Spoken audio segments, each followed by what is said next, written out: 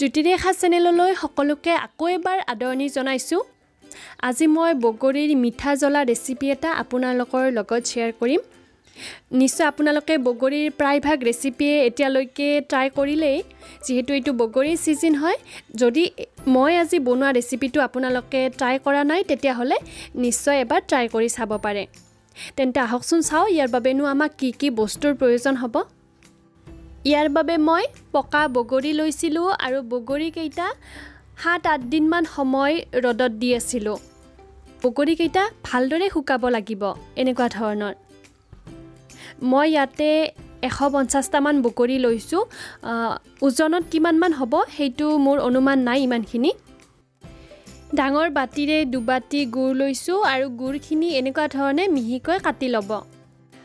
আৰু 4 চামুচ জালুকৰ গুড়ি লৈছো। প্ৰথমতে কেৰাহীটো গ্যাস অন কৰি দি দিছো আৰু তাত মই গুটেখিনি গুড় দি দিছো। এতিয়া ইয়াতে 1 কাপ পানী দি দিম। আৰু পানীখিনি দিয়াৰ পিছত এবাৰ ভালদৰে মিক্স কৰি ল'ব। এতিয়া গুড়খিনি ভালদৰে গলি যোৱাৰ বাবে মিডিয়াম টু হাই ফ্লেমতে ৰাখি দিব। মাজে মাজে এনেকুৱা ধৰণে লৰাই থাকিব আৰু যেতিয়া ভালদৰে উতলি উঠিব তাৰ পিছত আপুনি 1-2 মিনিট সময় এনেকুৱা কৈয়ে লৰাই থাকিব হাই ফ্লেমত।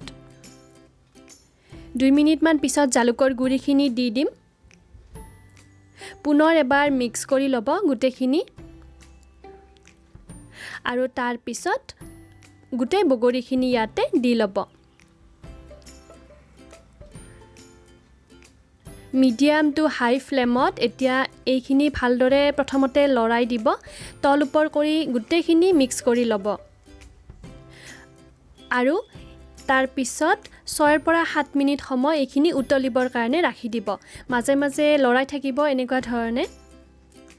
6-7 মিনিট পিছত যেতিয়া অকণমান গাঢ় টাইপৰ হ'ব, বহুত বেছি গাঢ় হ'ব কিন্তু নালাগে, কাৰণ যেতিয়া ঠাণ্ডা হৈ যাব গুড়খিনি বহুত বেছি গাঢ় হৈ গ'লে টান হৈ যাব আৰু তেতিয়া ভাল নালাগিব bogorir বিলাক খাবৰ কাৰণে।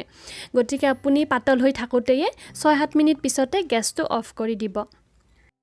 আৰু তাৰ পিছত গ্লাছৰ কণ্টেইনাৰ এটা ভালদৰে সাফা কৰি লৈ তাত ভৰাই থব আৰু এই ৰেচিপিটো আপুনি পিছদিনাখনৰ পৰাই পৰিবেশন কৰিব পাৰে।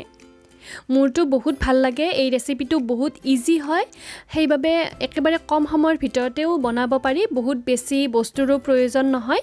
গতিকে আপোনালোকে এবাৰ ট্ৰাই কৰিবচোন আৰু কেনেকুৱা পায় মোক জনাবলৈ নাপাহৰিব। ভিডিঅ'টো চাই যদি ভাল পালে লাইক কৰিব, লগতে শ্বেয়াৰ কৰিব। আজিলৈকে আহিছো, ধন্যবাদ।